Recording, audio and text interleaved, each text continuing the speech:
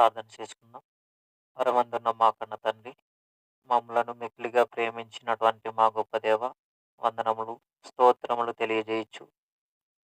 ఈ యొక్క చక్కనైన అవకాశమును బట్టి మీకే కృతజ్ఞతలు తెలియజేసుకుంటూ, పరిశుద్ధ గ్రంథంలో వ్రాయబడిన అనేక సంగతులలో ఈ సమయమందు కొన్ని సంగతులను గూర్చి ఆలోచన చేయవలసి ఉంటుండగా తండ్రి, మీరే నాకు తోడుగా ఉండి నడిపించండి, సహాయం చేయండి. చెప్పుచున్న నాకు మీ యొక్క ఆలోచనను అనుగ్రహించి, వింటున్న ప్రతి ఒక్కరికి వినగలిగే చెవులు, గ్రహించగలిగే మంచి మనసును దయచేయమని కోరుకుంటూ, క్రీస్తు నామమున ఈ చిన్ని ప్రార్థన మనవులు సమర్పించి వేడుకుంటున్నాము తండ్రి. ఆమేన్. ఈరోజు ఇంత చక్కనైనటువంటి అవకాశమును ఇచ్చిన దేవాది దేవునికి మొదటిగా నా తరపున, మనందరి తరపున దేవునికి వందనములు, శుభములు తెలియజేస్తూ, ఈ మాటలు వింటున్నటువంటి, ఈ వీడియోను వీక్షిస్తూ ఉన్నటువంటి మీ అందరికీ కూడా యేసుక్రీస్తు వారి నామముననే శుభములు, వందనములు తెలియజేయచ్చు. ఈ యొక్క సమయంలో వాక్య సందేశమును మనము ముందుకు కొనసాగించుకుందాం. వాస్తవానికి ఈరోజు గుడ్ ఫ్రైడే. కాబట్టి గుడ్ ఫ్రైడేకు సంబంధించినటువంటి వాక్యములను, సందేశమును మనం ఆలోచన చేద్దాం.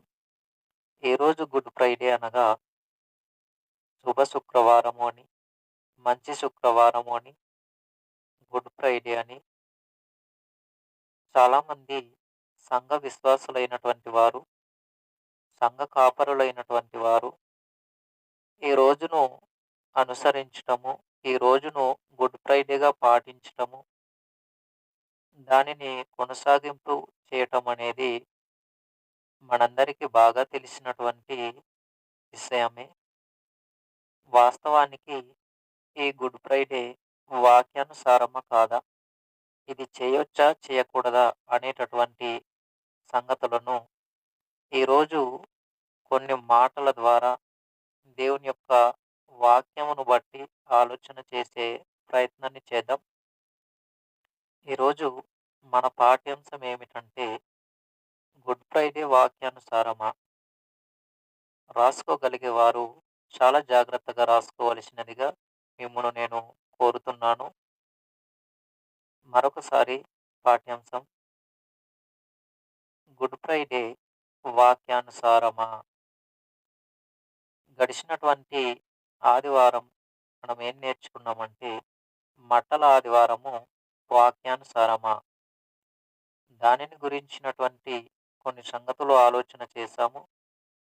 ఈరోజు శుక్రవారము. ఈరోజు శుక్రవారంన గుడ్ ఫ్రైడే వాక్యానుసారమా?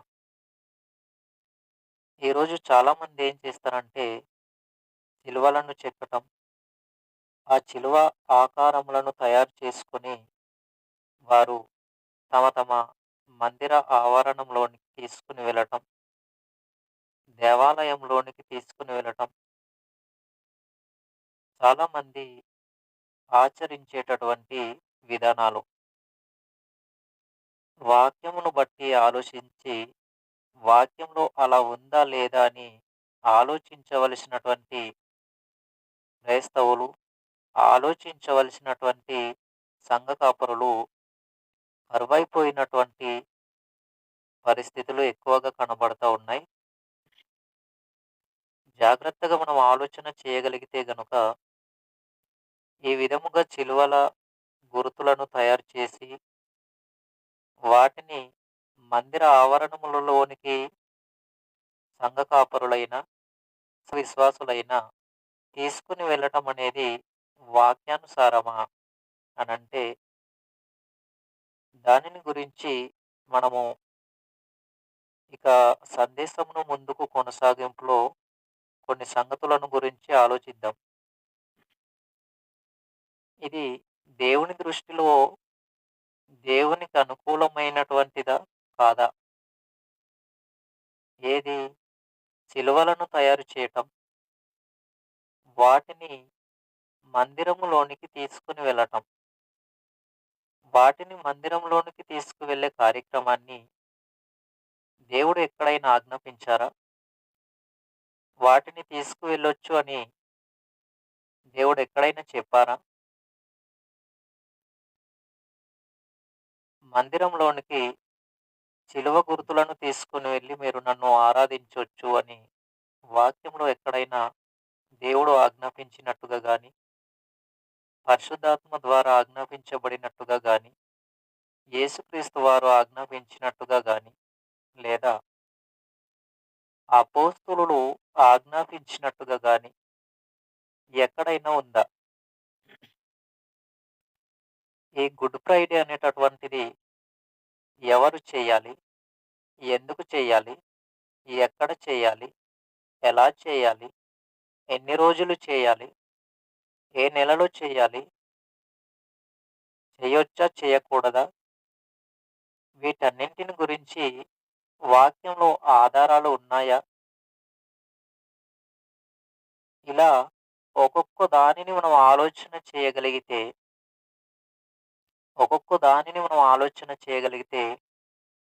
ఒక్క మాటలో చెప్పాలి అనంటే, గుడ్ ఫ్రైడే అనేటటువంటి పదమే వాక్యంలో కనబడదు. మరొకసారి గుడ్ ఫ్రైడే అనేటటువంటి పదమే వాక్యంలో కనబడదు. మరి వాక్యంలో లేని దానిని వాక్యంలోనికి ఆపాదించి మాట్లాడగలిగితే, తీర్పులో దేవునికి లెక్క చెప్పవలసినటువంటి వారమై మనముంటాము. సంఘ కాపురులైనటువంటి వారు సంఘము మధ్యన వాక్యంలో లేని దానిని బోధించితే, లేదా వాక్యంలో ఉన్నదానిని విడిచిపెట్టి మరి బోధించినటువంటి దానిని గూర్చి దేవునికి లెక్క చెప్పాలి. విని పాటించినటువంటి దానిని గురించి వినినటువంటి సంఘ విశ్వాసులు లెక్క చెప్పవలసినటువంటి అవసరత అనేది ఉంది. కాబట్టి మనం ఆలోచన చేయగలిగితే ఎవరు చేయాలి అనేటటువంటిది వాక్యంలో చెప్పబడలేదు. అలాగే ఎందుకు చేయాలి అనేటటువంటిది కూడా వాక్యంలో చెప్పబడలేదు. ఎవరు చేయాలి? ఎందుకు చేయాలి? ఎక్కడ చేయాలి? ఎలా చేయాలి? ఏ నెలలో చేయాలి? ఎన్ని రోజులు చేయాలి? ఇటువంటివి ఎక్కడ కూడా వాక్యంలో ఒక్క ఆధారము కూడా లేదు. మరొకసారి ఇప్పుడు నేను చెప్పినటువంటి సంగతులన్నీ వాక్యంలో ఆధారాలు లేనివి. మరి వాక్యంలో ఆధారాలు లేవు అనంటే నేడున్నటువంటి సంఘ విశ్వాసులైనా, నేడున్నటువంటి సంఘ కాపురులైనా శిలువ గుర్తులను తయారు చేసి వాటిని మందిరపు యొక్క ఆవరణంలోనికి, మందిరానికి తీసుకువెళ్ళగలుగుతున్నారు అనంటే ఇది వాక్యంలో ఎక్కడైనా ఉందా? మీరు ఈ విధముగా తయారు చేసి మందిరంలోనికి తీసుకొని రండి అని ఎక్కడైనా చెప్పబడిందా అనంటే 66 పుస్తకాలు సముదాయం కలిగినటువంటి పరిశుద్ధ గ్రంథంలో ఎక్కడ కూడా లేదు. మరొకసారి 66 పుస్తకాలు సముదాయం కలిగినటువంటి పరిశుద్ధ గ్రంథంలో మీరు శుభ శుక్రవార దినమున శిలువలను తయారు చేసుకొని మందిరపు యొక్క ఆవరణంలోనికి వాటిని తీసుకువెళ్ళి నన్ను ఆరాధించండి లేదా దేవునిని ఆరాధించండి అని చెప్పబడినటువంటి సందర్భాలు ఒక్క వాక్యం కూడా కనబడదు. మరి వాక్యంలో కనబడనప్పుడు దేనిని తీసుకువెళ్ళగలుగుతున్నాము అనంటే దానిని విగ్రహారాధన అనేసి అన్నాడు దేవుడు. విగ్రహారాధన అవుతుంది. ఎలా విగ్రహారాధన అవుతుంది అనంటే దేని రూపమును కూడా మీరు చేసుకొనకూడదు. అది కేవలము ఆనాడున్నటువంటి వారికి కాదు, నేడున్నటువంటి మనకు వర్తిస్తుంది. మన తరువాత రాబోయేటటువంటి అనేక మంది జనాంగానికి కూడా ఆ మాట అనేది వర్తిస్తుంది, ఉపయోగపడుతుంది. ఏ రూపమును కూడా చేసుకోకూడదు. ఏ రూపమును కూడా చేసుకోకూడదు. చాలామంది చిలువలను ఆకారముగా తయారు చేసుకొని, చిన్న చిన్న చిలువ ఆకారాలు తయారు చేసుకొని, చేతితో సింపుల్‌గా మందిర ఆవరణంలోనికి తీసుకువెళ్ళటం. లేదా కొంతమందయితే దానికి కొంచెం పెద్ద సైజు యొక్క చిలువ ఆకారమును తయారు చేసుకొని, చెక్కినటువంటి దానిని శిలువ గుర్తుగా దానిని తయారు చేసుకొని, భుజాలపై వేసుకొని దానిని తీసుకువెళ్ళటం. మరికొంతమంది ఏం చేస్తారంటే, దానికంటే మరికొంత సైజు పెద్దదైనటువంటి శిలువ ఆకారమును తయారు చేసుకొని, ఒక వ్యక్తి మోస్తూ ఉంటే, మరొక వ్యక్తి వెనక వైపు నుండి కొట్టినట్టుగా నటించటం. ఇవన్నీ కూడా దేవుని నామానికి అవమానకరమైనటువంటి సంఘటనలు. ఇటువంటి కార్యాలు చేయటానికి దేవుడు మనకు అనుమతి ఇవ్వలేదు. అనుమతి ఇవ్వలేదు గనుక వాటిని చేయవలసినటువంటి అవసరత మనకు లేదు. మరి సిలువ మొయ్యమన్నాడా? యేసుక్రీస్తు వారైనా చెప్పారా? నేను ఆనాడు సిలువ మోసాను కాబట్టి మీరు ఈనాడు కూడా సిలువ మోయండన్నారా? చెప్పలేదు. ఎందుకంటే ఆనాడే యేసుక్రీస్తు వారు సిలువలో మన యొక్క పాప భారాన్నంతటిని కూడా తీసుకువెళ్లారు. సిలువపై ఆయన భరించారు. సిలువను ఆయన మోసారు. నేడు మనము సిలువ మోయవలసినటువంటి అవసరత లేదు. ఒకవేళ మోయాలి అన్న ఆజ్ఞ ఉండగలిగితే గనుక దానిని మోయొచ్చు.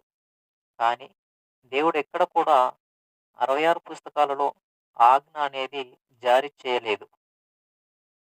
ఆజ్ఞ అనేది ఇవ్వలేదు. కాబట్టి దానిని చేయవలసినటువంటి అవసరత అనేది లేదు. అది విగ్రహారాధన సంబంధమైనదిగా దేవుని దృష్టిలో అనబడుతుంది. ఏ రూపమును చేసుకొనకూడదని దేవుడంటే, ఒకరేమో శిలువ గుర్తులను మెడలో ధరించటం, మరొకరేమో శిలువలను యేసుక్రీస్తు వారు మోసారు కాబట్టి, ఇప్పుడు మేము మోస్తామని చిన్న చిన్న శిలువలను చేతితో పట్టుకొని మందిరంలోనికి తీసుకువెళ్ళటం, లేదా భుజముపై పెట్టి తీసుకువెళ్ళటం. యేసుక్రీస్తు వారిని ఎంత అవమానానికి గురి చేస్తున్నటువంటి సందర్భాలండి ఇవి.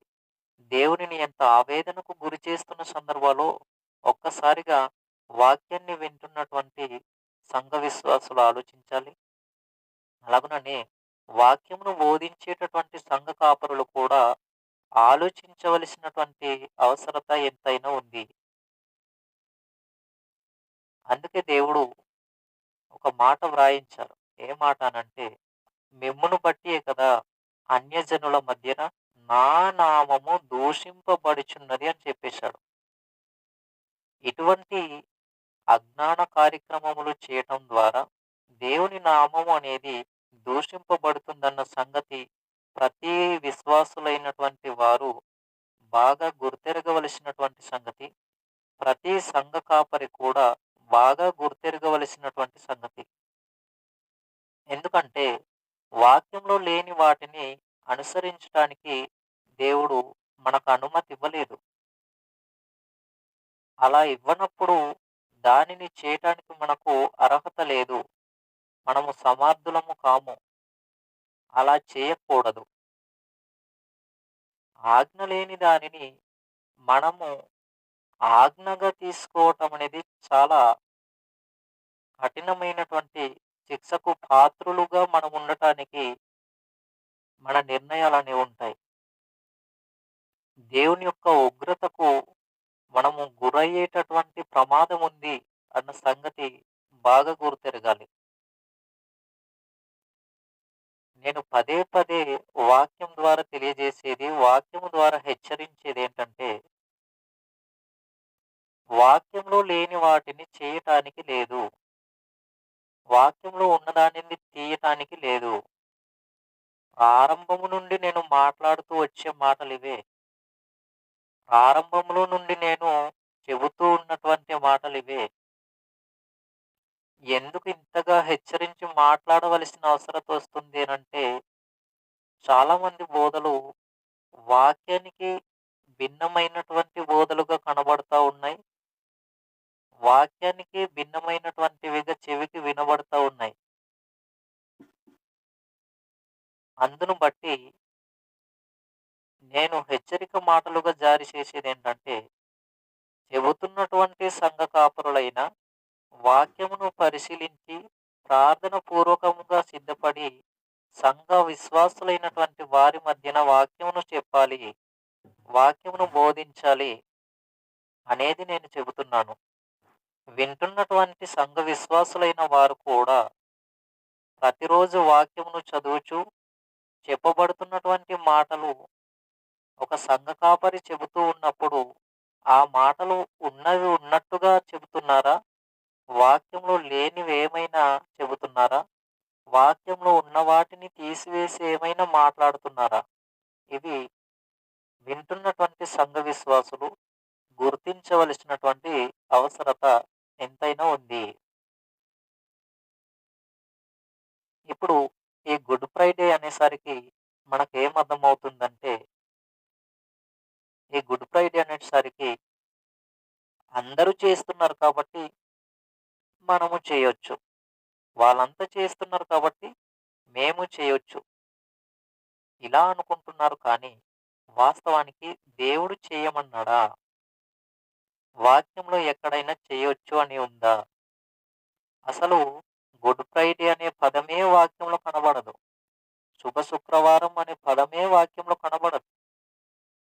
వాక్యంలో కనబడనటువంటి వాటిని వాక్యంలోనికి ఆపాదించటం అనేది వాక్య విరుద్ధమన్న సంగతి ప్రతి ఒక్కరూ గుర్తెరగాలి. బాగా గుర్తెరగాలి. ప్రతిదానిని వాక్యంతో, వాక్యమును బట్టి, వాక్యాన్ని ఆనుకొని పరిశీలన చేసి మరి దానిని వినాలి, దానిని బోధించాలి. ఈ యొక్క గుడ్ ఫ్రైడే అనేటటువంటి పదమే వాక్యంలో లేదు అని చెబుతున్నా కూడా, వాక్యమును పరిశీలించి చూసినా కనబడకపోయినా కూడా, దానిని మేము చేస్తాము, అలానే మేము ఉంటాము, దానిని మేము అనుసరిస్తాము అని అనుకుంటే, అది మీ నిర్ణయానికి, అలా ఎవరైతే అనుకుంటున్నారో వారి నిర్ణయానికి విడిచిపెట్టడం అనేది జరుగుతా ఉంది. ఎందుకంటే దేవుని ద్వారా కఠినమైనటువంటి తీర్పును పొందటానికి మనకు ప్రమాదం అనేది ఉంది. వాక్యంలో లేనిది ఉన్నట్టుగా చేసిన, వాక్యంలో ఉన్నది తీసివేసి మరి చేసిన ప్రమాదం దేవునికి కాదు, నష్టం దేవునికి కాదు, మన దేహాన్ని నడిపిస్తున్న ఆత్మ కన్న సంగతి బాగా గుర్తెరగాలి. కాబట్టి ఈ యొక్క గుడ్ ఫ్రైడే అనేటటువంటి దానిని ప్రారంభంలో రోమన్ క్యాథలిక్ వాళ్ళు చేసేవాళ్ళు. వారు ప్రవేశపెట్టినటువంటివి, వారు అవి చేసినటువంటివి. వారు చేశారు కదా అని నేడు మనము చేయటానికి దేవుడు అనుమతి ఇవ్వలేదు. దేవుడు ఆజ్ఞ ఇవ్వలేదు. వారు కూడా వాక్యంలో ఉన్నది అయినా చేశారనంటే, వాక్యంలో ఉన్నదాని ప్రకారం వారు చేయలేదు. శిష్యులు కూడా ఎక్కడ గుడ్ ఫ్రైడే చేయలేదు. యేసుక్రీస్తు వారు మరణించి వెళ్ళిపోయే ముందు కూడా శిష్యులకి, నేను మరణించి తిరిగి లేచి వెళ్ళిపోతున్నాను కాబట్టి నేను సిలువ మోసినట్టుగా మీరు కూడా సిలువ మోయండి అని చెప్పలేదు. సిలువ మోయమని చెప్పాడు. కానీ అది ఏ సిలువ? ఏ సిలువ? దానిని చాలామంది అపార్థం చేసుకొని ఆ సిలువనే వీళ్ళు ఏ సిలువ అనుకున్నారంటే, ఒకసారి చూద్దాం మార్కు సువార్తలో 8వ అధ్యాయము 34వ వచనం. మార్కు సువార్త 8వ అధ్యాయము అపార్థం చేసుకున్నటువంటి సందర్భం. మార్కు సువార్త 8వ అధ్యాయము 34వ వచనం ఒకసారి చూడండి.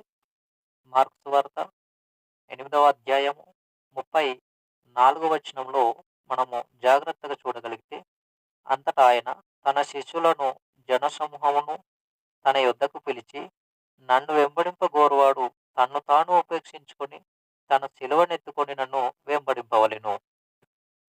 తన సిలువనెత్తుకొని నన్ను వెంబడించాలి. శిష్యులను జనసమూహమును పిలిచి యేసుక్రీస్తు వారు చెప్పినటువంటి మాట. నన్ను వెంబడించువాడు తనను తాను ఉపేక్షించుకొని తన సిలువనెత్తుకొని నన్ను వెంబడించాలి అని చెప్పేశాడు. ఇక్కడ చాలామంది ఒక రకమైనటువంటి తమకు తోచిన విధంగా అపార్థం చేసుకున్నారు. ఎలా అపార్థం చేసుకున్నారు అనంటే, ఇక్కడ యేసుక్రీస్తు వారే చెప్పారు సిలువనెత్తుకొమ్మని. కాబట్టి మేము సిలువ మోస్తాము అనేసి దీనిని అక్షరార్థంగా చాలా సింపుల్‌గా తీసుకున్నారు. ఇది వాస్తవానికి దాని యొక్క భావం, దాని యొక్క అర్థం అదేనా? తన సిలువనెత్తుకొని నన్ను వెంబడించమన్నాడు. తన సిలువ అంటే ఏంటి? సువార్త భారము, ఆత్మ సంబంధమైనటువంటి కార్యక్రమాలు. వాటిని చేయమన్నాడే కానీ, వాటిని చేయమన్నాడే కానీ, నేను సిలువ భారాన్ని మోసాను కాబట్టి, భౌతికపరమైనటువంటి సిలువ భారమును గురించి అక్కడ చెప్పలేదు క్రీస్తు వారు. సువార్త భారమును గురించి చెప్పారు. దినదినము, దినదినము మోయవలసినటువంటి సువార్త పనిని గురించి, ఆత్మ సంబంధమైనటువంటి పనిని గురించి, ఆత్మల రక్షణార్థమైనటువంటి పనిని గురించి అక్కడ క్రీస్తు వారు మాట్లాడారే తప్ప, నేను సిలువ మోసాను కాబట్టి, నేను మోసినటువంటి అటువంటి సిలువని మీరు కూడా మోయాలి అని చెప్పలేదు. అపార్థం చేసుకోవటం వలన అనేకమైనటువంటి సంగతులు అపార్థం చేయబడతాయి. ఫర్ ఎగ్జాంపుల్ ఆదికాండంలో మనం చూస్తే అట్లు చేసెను అని ఉన్నటువంటి సందర్భాన్ని ఏమనుకున్నారంటే, నోవాహు గారు అట్లు చేశాడు ప్రారంభంలో. కాబట్టి నేడు మనం అట్లు చేసుకుంటున్నాం అని అపార్థం చేసుకొని బోధించే వాళ్ళు చాలా మంది ఉన్నారు. నోవాహు గారు అట్లు చేశాను అంటే దాని అర్థం వాటికి పై వచనాలను మనం చదివినప్పుడు దేవుడు చెప్పిన ఆ మాట ప్రకారం నోవాహు గారు అట్లు చేసెను. అంటే దేవుడు చెప్పిన మాట ప్రకారం నోవాహు గారు చేశారు అని చెప్పటానికి, అలాగు చేశాడు నోవాహు గారు అని చెప్పటానికి అట్లు చేసెను అనే పదం రాయబడిందే తప్ప, అక్కడ నేడు మనం తింటున్నటువంటి అట్లు నోవాహు గారు అక్కడ చేయలేదు. ప్రతి దానిని, అతి చిన్న విషయమును కూడా అర్థం చేసుకోలేనటువంటి అజ్ఞాన ఆలోచనను కలిగి ఉండటం అనేది మనకు మనంగా చాలా జాగ్రత్తగా ఆలోచించుకోవాల్సినటువంటి విషయం. అందుకని వాక్యాన్ని చాలా జాగ్రత్తగా ఆలోచించాలి. వాక్యమును చాలా జాగ్రత్తగా అర్థం చేసుకోవాలి. అదే మార్కు సువార్త, అదే మార్కు సువార్త 10వ అధ్యాయము 34 వచనం. మార్కు సువార్త 10వ అధ్యాయము ఇక్కడ కూడా 34 వచనంలో మనం చూడగలిగితే గనుక, వారు ఆయనను అపహాసించి ఆయన మీద ఉమ్మి వేసి కొరడాలతో ఆయనను కొట్టి చంపెదరు. 3 దినములైన తర్వాత ఆయన తిరిగి లేచునని చెప్పెను. ఇక్కడ మనము ఒక మాట చూస్తా ఉన్నాం. ఇక్కడ మనం ఏ మాట చూస్తున్నామంటే 3 దినములైన తర్వాత తిరిగి లేచును. మరొకసారి చూద్దాం ఆ మాట. మార్కు సువార్త 10వ అధ్యాయము 34 వచనంలో, వారు ఆయనను అపహాసించి ఆయన మీద ఉమ్మివేసి కొరడాలతో ఆయనను కొట్టి చంపెదరు. 3 దినములైన తర్వాత ఆయన తిరిగి లేచునని చెప్పెను. ఎవరు? యేసుక్రీస్తు వారు తిరిగి లేస్తారు. యేసుక్రీస్తు వారు తిరిగి లేవటానికి గల కారణాలేంటంటే, యేసుక్రీస్తు వారు తిరిగి లేవటానికి గల కారణాలేంటంటే, మన యొక్క ఆత్మను కూడా క్రీస్తు కోసం, దేవుని కోసం బ్రతికినటువంటి వారిగా భూమి మీద మనం ఉండగలిగితే, మనము కూడా తిరిగి లేవటానికి సాదృశ్యముగా యేసుక్రీస్తు వారిని దేవుడు లేపారు. ఆయన మరణించి సమాధి నుండి తిరిగి లేచిన గొప్పవారు. మానవులలో ఎవరును కూడా మరణించి సమాధి చేయబడి లేచినటువంటి వారు ఎవ్వరు లేరు. ఆనాడు లాజరు గారిని క్రీస్తు వారు లేపారు.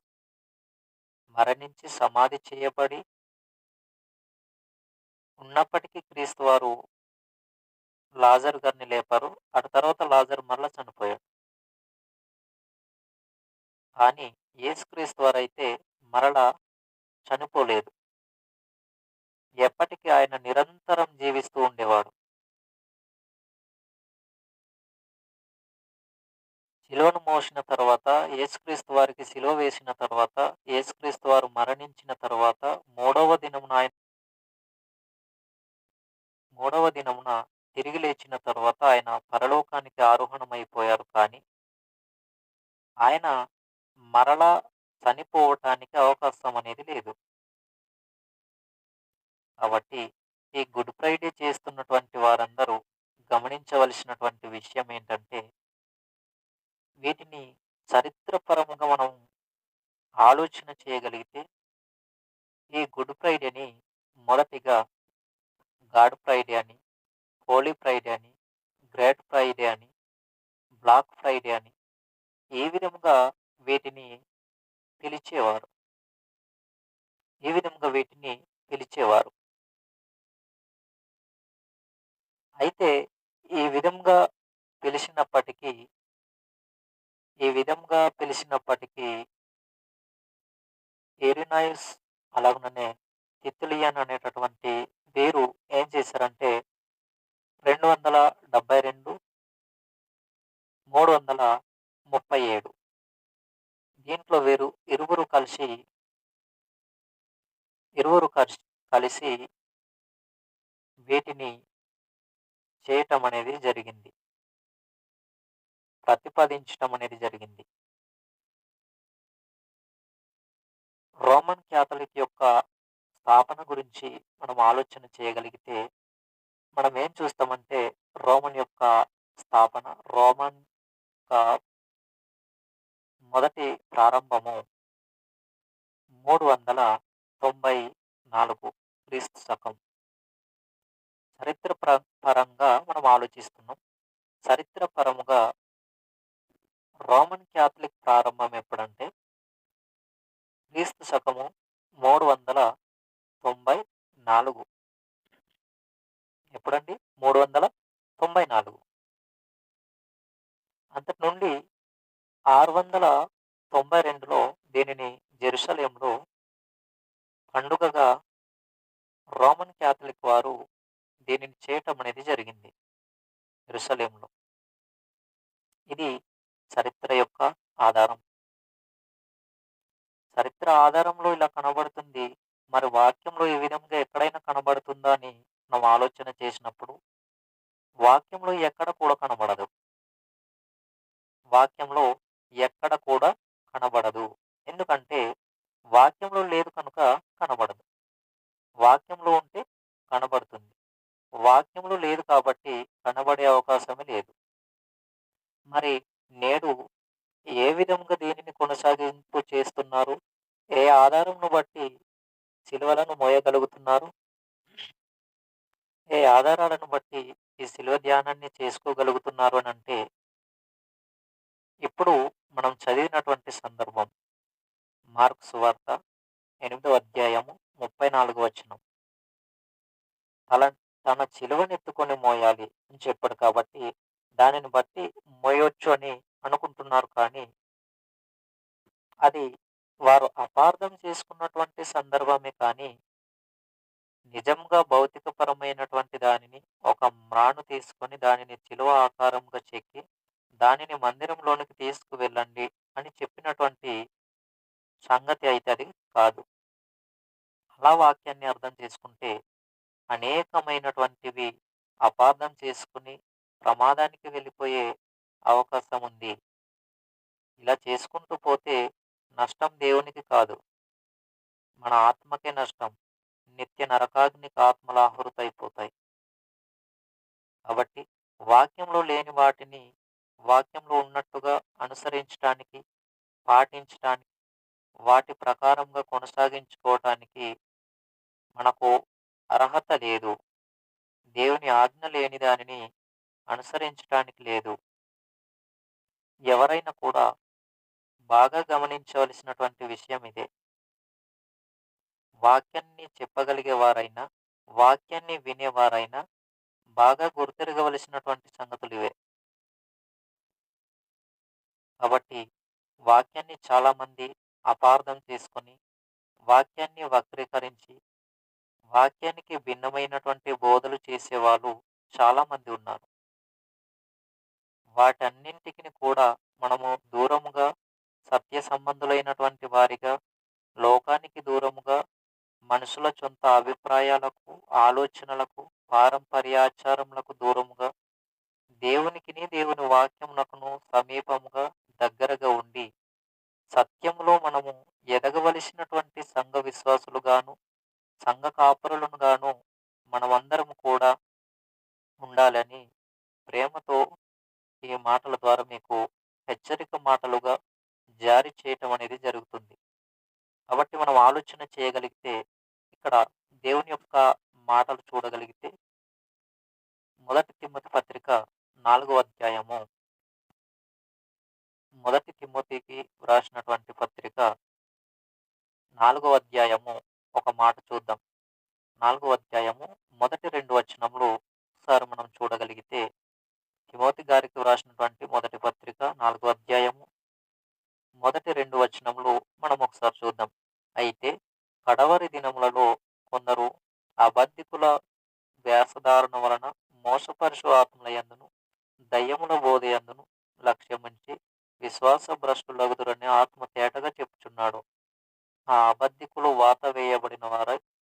మనస్ వాత వేయబడిన మనసాక్షి గలవారై వివాహము నిషేధించుచు ఆత్మవిషయమైన అనుభవ జ్ఞానమును, విశ్వాసమును, కృతజ్ఞత స్థుతులు చెల్లించి పుచ్చుకుని యెడల దేవుడు సృజించిన ఆహార వస్తువులను కొన్నింటిని తినుట మానవలనని చెప్పుచుందురు అన్నాడు.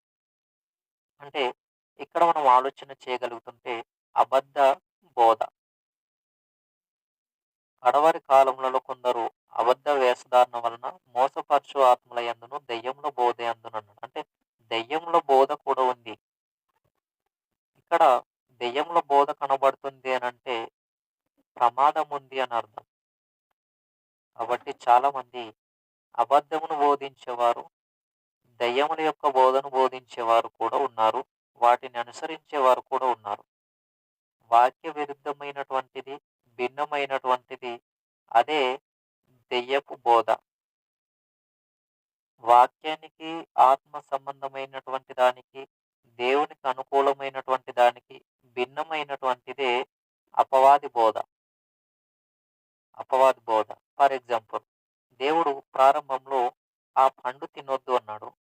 తర్వాత అపవాది ఆలోచన ఎలా ఉండింది అనంటే, పండు తినేటట్టుగా చేసింది. పండు తినొద్దు అన్నది దేవుని యొక్క ఆలోచన అయితే, పండు తినాలి అనే విధంగా ప్రేరేపణ వచ్చేటట్టుగా చేసింది అపవాది ఆలోచన. ఇక్కడ మనం గమనించగలిగితే, మనకు అపవాది ఆలోచనలు ఎలా ఉంటాయో, దేవుని యొక్క ఆలోచనలు, ఆత్మ సంబంధమైన ఆలోచనలు, వాక్యానుసారమైన ఆలోచనలు ఎలా ఉంటాయో బాగా అర్థమవుతుంది.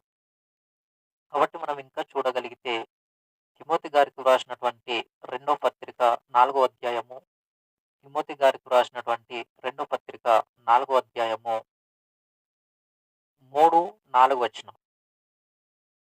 3, 4 వచనాలు. తిమోతి గారికి వ్రాసినటువంటి రెండో పత్రిక 4వ అధ్యాయము 3, 4 వచనాలు.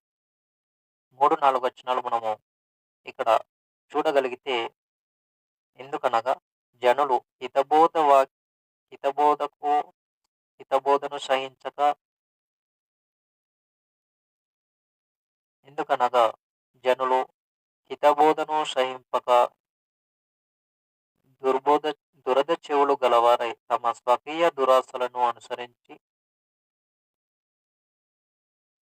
ఇక్కడ చాలా ప్రాముఖ్యమైనటువంటి తమ స్వకీయ దురాశలను, అనుకూలమైన బోధలను తమ కొరకు పోగు చేసుకొని సత్యమునకు సెవినీయక కల్పన కథల వైపునకు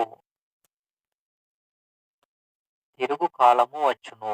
అంటే సత్యానికి చెవినివ్వరు, కల్పన కథలకు చెవినిచ్చే కాలం.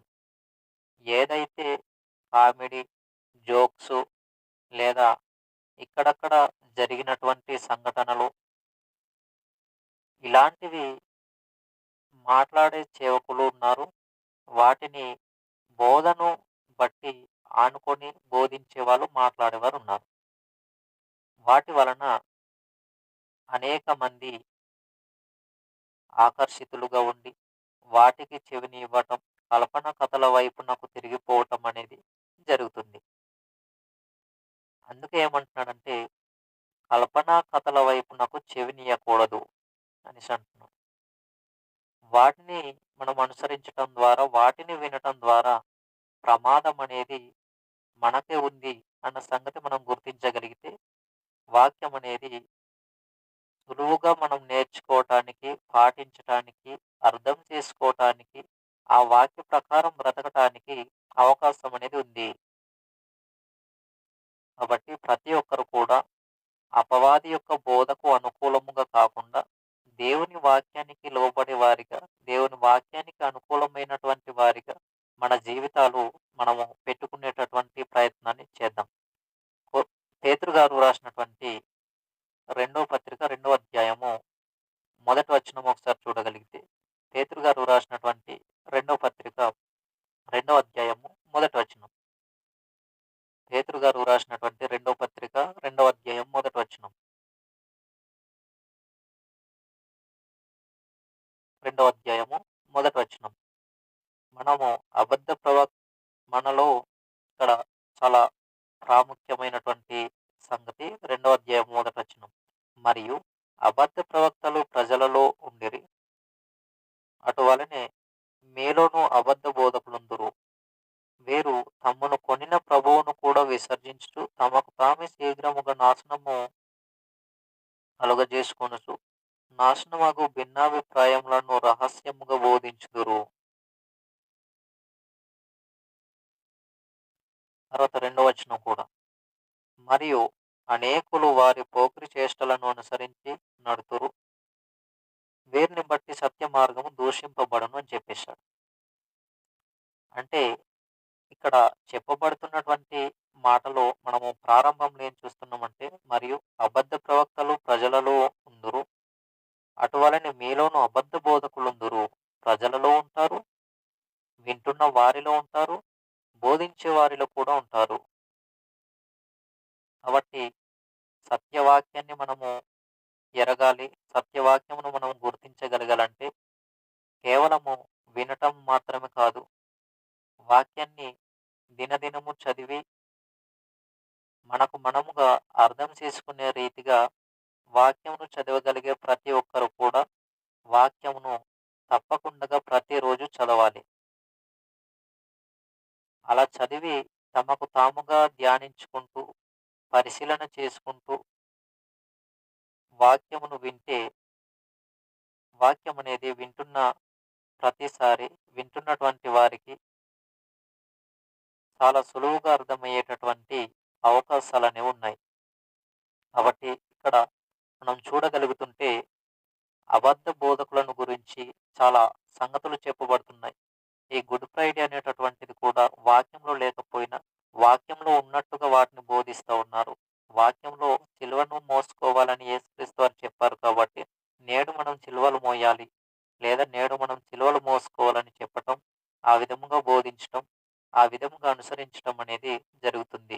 ఇది వాక్య విరుద్ధమైనటువంటి సంగతి అని ఇప్పుడు మనం వాక్యం ద్వారానే ఆలోచన చేస్తూ ఉన్నాం.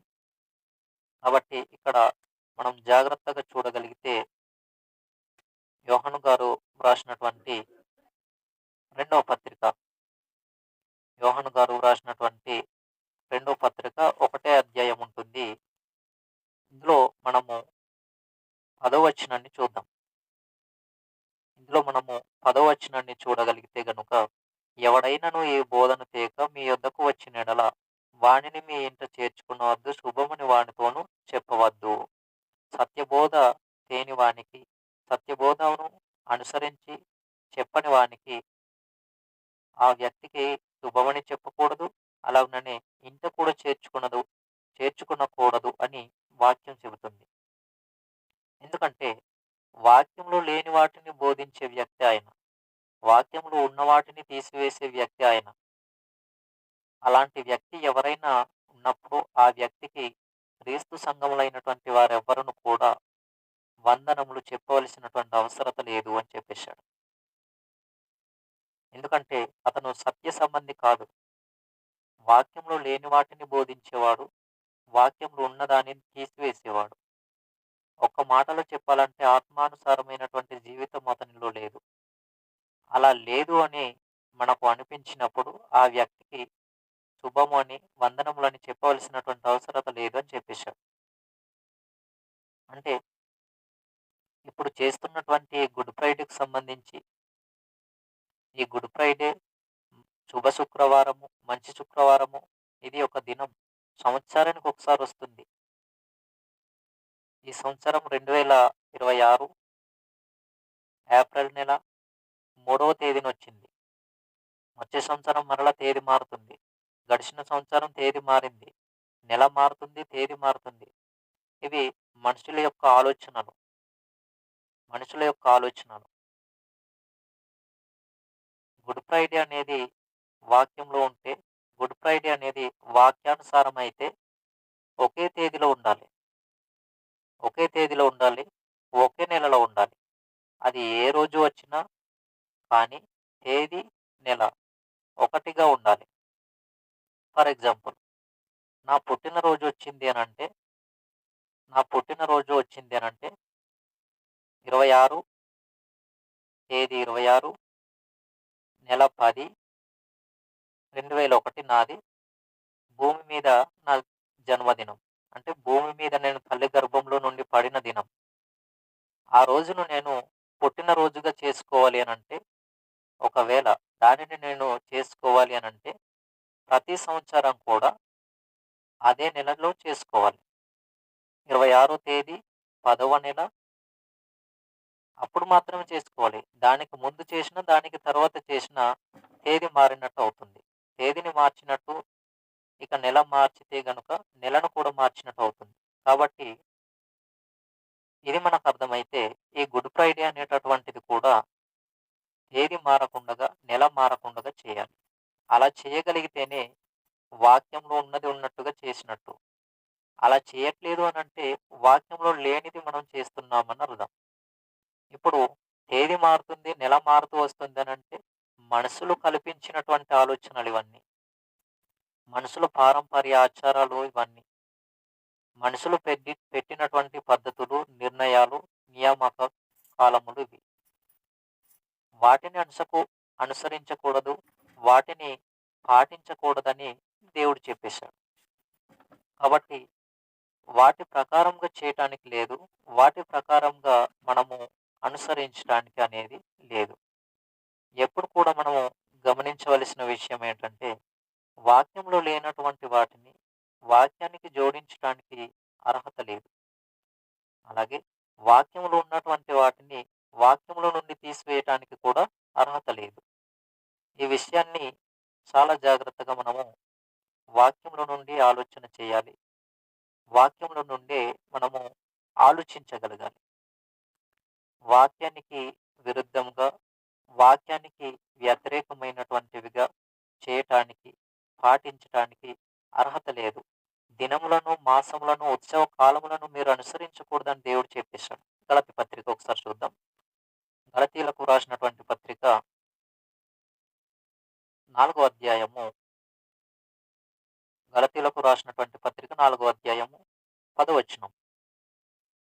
గలతీలకు రాసినటువంటి పత్రిక 4వ అధ్యాయము 10వ వచనం మనం చూడగలిగితే, మీరు దినములను, మాసములను, ఉత్సవ కాలములను, సంవత్సరములను అనుసరించున్నారు. మీ విషయమై నేను పడిన కష్టము వ్యర్థమైపోవునేమో అని మిమ్మును గూర్చి భయపడుచున్నాను అనేసి పౌలు గారు గలతీ పట్టణంలో ఉన్నటువంటి సంఘమును గురించి, సంఘ విశ్వాసులైనటువంటి వారిని గురించి మాట్లాడుతున్న సందర్భం. మీరు దినములను, మాసములను, ఉత్సవ కాలములను, సంవత్సరములను పాటిస్తున్నారు. దినం గుడ్ ఫ్రైడే. డే అనంటే ఇంగ్లీష్‌లో డే అంటే దినము. ఫ్రైడే శుక్రవార దినం. సంవత్సరానికి ఒకసారి అనుసరించే దినం. సంవత్సరానికి ఒకసారి అనుసరించటం కాదు. ప్రతిదిన జీవితం దేవునికి అనుకూలమైన జీవితంగా ఉండాలని దేవుడు కోరుకున్నారు. ఇది జీవితం.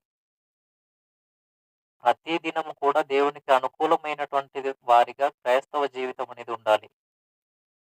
ప్రతి దినము దేవునికి అనుకూలమైనటువంటిదిగా ఒక సంఘ కాపరి యొక్క జీవితం ఉండాలి. కానీ సంవత్సరానికి ఒకసారి గుడ్ ఫ్రైడే జరుపుకోవటం, సంవత్సరానికి ఒకసారి క్రిస్టమస్ చేసుకోవటం, సంవత్సరానికి ఒకసారి ఈస్టర్ చేసుకోవటం, సంవత్సరానికి ఒకసారి మట్టల ఆదివారం చేసుకోవటం, భస్మ బుధవారం చేసుకోవటం, ఇది వాక్యానుసారం కాదు. ఇది వాక్యంలో చెప్పబడినటువంటి సందర్భాలు కావు. ప్రతిదినం భూమి మీద బ్రతుకు మన జీవితకాల దినాలన్నీ కూడా దేవునికి అనుకూలమైనటువంటి జీవితాలుగా ఉండాలని దేవుడు కోరుకున్నారు తప్ప, సంవత్సరానికి ఒకసారి మీరు గుడ్ ఫ్రైడే చేయండని, సంవత్సరానికి ఒకసారి మీరు భక్తి కలిగిన జీవితాన్ని కలిగి ఉండాలని దేవుడు ఎక్కడ చెప్పలేదు. ప్రతిదినము కూడా దేవునికి ఇష్టమైనటువంటి వారముగా మనం ఉండాలని దేవుడు కోరుకున్నారు. తులసి పత్రిక రెండవ అధ్యాయం. తులసి పత్రిక రెండవ అధ్యాయం. తులసి పత్రిక రెండవ అధ్యాయము 16, 17 వచనాలు ఒకసారి చూద్దాం. కొలసైలకు రాసినటువంటి పత్రిక రెండవ అధ్యాయము 16, 17 వచనాలు మనం చూడగలిగితే, కాబట్టి అన్నపానముల విషయంలోనైనను, పండుగ, అమావాస్య, విశ్రాంతి దినమును వాటి విషయంలోనైనను మీరు తీర్పు తీర్చడానికి అవకాశం ఇవ్వకుడి. అవి రాబో వాటి సాయే గాని నిజ స్వరూపం క్రీస్తులో ఉన్నది అని చెప్పేశాడు. పండుగ, అమావాస్య, విశ్రాంతి దినాలు, వీటన్నింటిని కూడా క్రైస్తవుడు అనుసరించవలసినటువంటి అవసరత లేదు. వ్యర్థమైన దానిని అనుసరించేవాడు బుద్ధి లేనివాడని చెప్పేశాడు. కాబట్టి మనం ఆలోచన చేయగలుగుతుంటే ప్రతి విషయాన్ని, ప్రతి సంగతిని కూడా చాలా జాగ్రత్తగా అర్థం చేసుకోవలసినటువంటి వారిగా ఉండాలి. ప్రతి సంగతిని కూడా వాక్యమును బట్టి పోలుస్తూ మనము ఆలోచన చేయవలసినటువంటి వారిగా మనం ఉండాలి. అలా ఎప్పుడైతే మనం ఉండగలుగుతామో వాక్యానుకూలమైనటువంటి జీవితాలు మనలో ఉన్నాయని అర్థం. ఒకసారి సామెతల గ్రంథము 12వ అధ్యాయము 11వ వచనం చూద్దాం. సామెతల గ్రంథము 12వ అధ్యాయము 11వ వచనం. ఇక్కడ మనం ఏం చూస్తామంటే, తన భూమిని సేద్యపరచుకున్న వానికి ఆహారము సమృద్ధిగా కలుగునని చెప్పి, ఈ మాట రెండో భాగంలో బి భాగంలో అంటున్నాడు. చాలా ప్రాముఖ్యమైనటువంటిది. వ్యర్థమైన వాటిని అనుసరించేవాడు బుద్ధి లేనివాడు అని చెప్పేశాడు. అంటే ఇప్పుడు ఈ చిలువలను మందిర ఆవరణంలోనికి తీసుకొని వెళ్ళటం, వాటి ప్రకారంగా మనం చేయటం వ్యర్థమైనటువంటిది. అది వాక్యంలో లేనిది, దేవునికి ఇష్టమైనటువంటిది కాదు, విగ్రహారాధన సంబంధమైనటువంటిది. కాబట్టి అలా చేయటానికి అర్హత లేదు. వాటిని చేయవలసిన అవసరము లేదు. అలా చేయమని దేవుడు కానీ, యేసుక్రీస్తు కానీ, పరిశుద్ధాత్మ కానీ, అపోస్తులులు కానీ ఎక్కడ ఆజ్ఞ ఇవ్వలేదు. ఆజ్ఞ లేని దానిని ఆజ్ఞగా అనుసరించడం అనేది దేవుని దృష్టిలో చాలా భయంకరమైనటువంటి పాపము. కాబట్టి దానిని చేయటానికి లేదు. మనం దానిని అనుసరించడానికి లేదు. దానిని మనం పాటించవలసినటువంటి అవసరత అసలే లేదు. కాబట్టి ప్రతి ఒక్కరు జాగ్రత్తగా గమనించి ఈ మాటలు అర్థం చేసుకుంటారని ప్రేమతో కోరుకుంటూ చిన్న ప్రార్థన చేసుకొని ముగించుకుందాం. పరమందున్న మా కన్న తండ్రి, మీకు వందనములు, స్తోత్రాలు తండ్రి. ఇదివరకు చెప్పబడిన మాటలను బట్టి మీకు కృతజ్ఞతలు, వందనములు తెలియజేస్తూ, చెప్పబడినటువంటి ప్రతి మాట వినినటువంటి వారందరికీ తండ్రి అర్థమయ్యే రీతిగా మీ యొక్క సహాయం ఇచ్చి నడిపించండి. ఈ విధముగా మరలా కలుసుకునే సమయం వరకు మీరే మాకు తోడుగా ఉండి నడిపించమని కోరుకుంటూ, క్రీస్తు నామమున ఈ చిన్ని ప్రార్థన మనవులు సమర్పించి వేడుకుంటున్నాము తండ్రి.